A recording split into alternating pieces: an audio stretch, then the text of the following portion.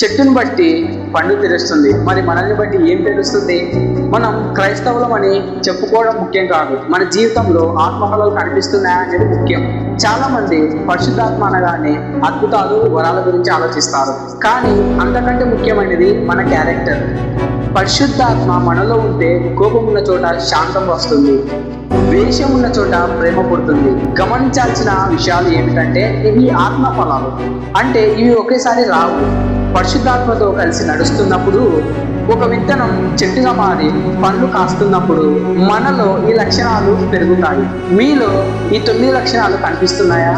వరాలు మన సేవను చూపిస్తే ఫలాలు మన స్వభావాన్ని చూపిస్తాయి. ఈ రోజు ఈ 9 ఆత్మ ఫలాలలో మీకు ఏది తక్కువగా ఉందో దేవుణ్ణి అడగండి. మీకు అత్యంత ఇష్టమైన ఆత్మఫలం ఏదో కామెంట్ చేయండి. రేపటి 6వ ఎపిసోడ్లో అత్యంత ఆసక్తికరమైన 9 ఆత్మ వరాల గురించి తెలుసుకుందాం.